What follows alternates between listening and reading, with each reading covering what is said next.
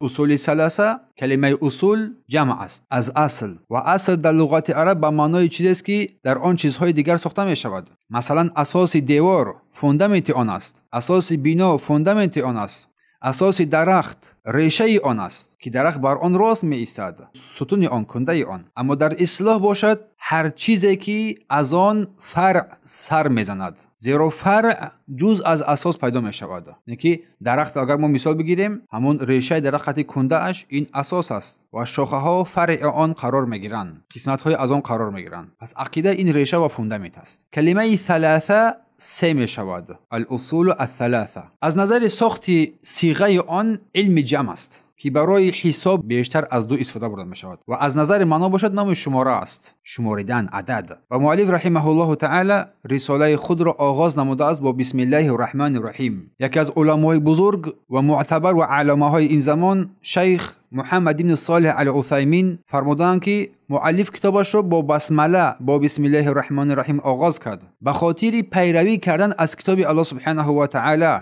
که کتاب الله با بسم الله الرحمن الرحیم شروع شده است، با بسمله آغاز شده است و نیز اقتدا به حدیثی که از رسول الله روایت شده است، کل امر ذی بال، هر امر مهمی که با نام الله آغاز نشود و هو ابتر، بریده می شود، یعنی از برکت محروم می گردد. و در بعضی از روایت ها با لفظ دیگر آمده است، کل امر ذی بال لا یبدأ فیه بحمد الله فهو اقطع، هر امر مهمی که در آن با الحمدلله آغاز نشود آن امر بریده یا که ناپوره، از برکت محروم می باشد. این روایت هم است که روایت ابن حبان و دیگران. و علمای حدیث درباره سند این احادیثی که ما بیان کردیم اختلاف نظر دارند. بعضی از محدثان گفتن این حدیث ضعیف است، ضعیف دونستن این سند این را، ولی معنیش درست دونستن، با آیات و احادیث دیگر قوی می‌گردند. پس معنی آن صحیح است. یعنی پیامبر صلی الله علیه و سلم مردم را با این عادت راهنمایی کردند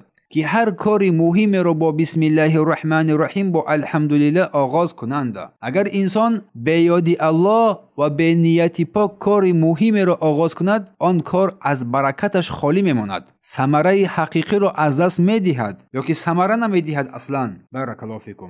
و همچنین این عمل سنت پیامبر صلی الله علیه و سلم است، هر کار رو با بسم الله شروع کردن، زیرا هرگاه رسول الله صلی الله علیه و سلم نامه ای را بر هر کسی نوشته میکردن با بسم الله الرحمن الرحیم شروع آغاز میکردن. مثلا وقتی که پیامبر صلی الله علیه و سلم به هرقل عظیم روم و پادشاه فارس وقتی که رساله می نویسندن، سبب‌های با بسم الله الرحمن الرحیم شروع میکردن، با بسم الله الرحمن الرحیم شروع میکردن، چون که بخاری یک باب خاص رو در این مورد ذکر کرده هستند.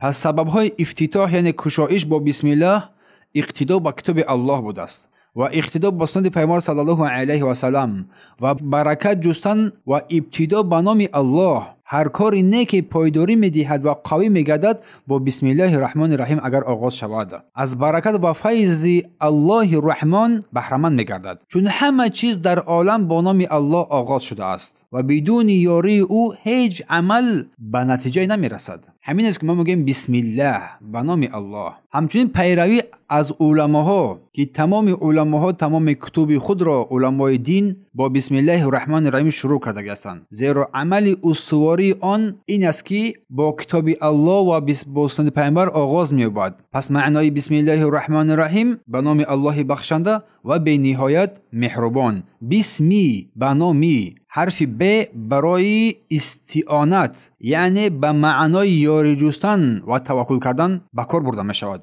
بسم الله لفظ الله، الله اسم است مخصوص برای ذات پروردگار، اسم است که همه دیگر نامهای او تحت سرپرستی این نام قرار گرفتند. پس ذکر نام الله در آغاز کلید برکت و سبب نیکبختی انجام هر کار می گردد و آن کاری که به نام او آغاز می شود مثل درختی ثمره دهنده است و هر کاری که به نام او سبحانه و تعالی آغاز نمی شود مثل درختی بریده است که میوه نمی دهد. بسم الله الرحمن الرحیم. الرحمن، رحمان همچنین نام از نامهای پروردگار است، اسمی است که خاص برای الله است و کسی جز او نسبت داده نمی شود. معنیش صاحب رحمت فراگیر که تمام مخلوقات را فرا می گیرد، حتی کافر را مؤمن رو هم، انسان رو هم، حیوانات رو هم، هر چیزی رو فرا میگیرد. و مثل روزی دادن، سلامتی، هوا، باران، همه از رحمت الله سبحانه و تعالی در رحمت الله سبحانه و تعالی فراگیر هستند. بسم الله الرحمن الرحیم. الرحیم اینم اسم الله سبحانه و تعالی است. این اسم هم به الله سبحانه و تعالی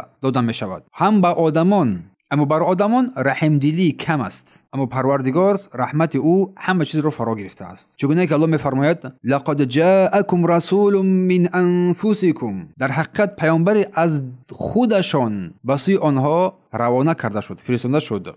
عزیز علیه ما عنتم حریص علیکم بالمؤمنین رؤوف رحیم. عزیز است، حریص است بر هدایت شمایان، و بالمؤمنین رؤوف رحیم، و بر مؤمنان بسیار مهربان و رحیم است. سوره توبه. پیامبر الله سبحانه و تعالی پیامبر در اینجا وصف کرد، رؤوف و رحیمش گفت، رحیم است. اما وقتی که این اسم رحیم برای الله تعالی ذکر شود، معنایش عمیق‌تر و چقورتر می شود. صاحب رحمت است که آن را در اختیار خود دارد، در اختیار خود دارد این رحمت را، رحمت وسیع که همگان را می رسد و عادتا بر مؤمنان. پس رحمان رحمت فراگیر برای همه، و رحیم رحمت مخصوص است که بر مؤمنان می رسد، مخصوصا در روز آخرت. ابن قیم رحمه الله تعالی میگوید رحمان به صفت ذات الله سبحانه و تعالی وصف می شود و رحیم به صفت فعلی او وصف می شود. یعنی رحمان صاحب ذات رحمت است و رحیم آن رحمت را می رساند بر هر جایی که بخواهد. یعنی رحمان صاحب ذات رحمت است و رحیم آن رحمت را هر جا که بخواهد بر هر کس که بخواهد می رساند. پس رحمان صاحب بحر بی پایان رحمت است و رحیم آن موج رحمت را بر کسی که بخواهد بر او می رساند، خصوصا بر اهل ایمان در روز آخرت. پس برای مؤمنان لازم است که در آغاز هر سخن، در نوشت، در تعلیم، در کار علمی و حتی در کار روزمره با بسم الله الرحمن الرحیم آغاز نمایند تا آن عمل و برکت در این دنیا و آخرت برای انسان ثمره بدهد. پس بسم الله الرحمن الرحیم کلید برکت است. پس آغاز کردن به نام الله معنای اعتراف به نیازمندی او میکند و اعتماد و توکل به پروردگار جهانیان می نماید. این است معنای بسم الله الرحمن الرحیم.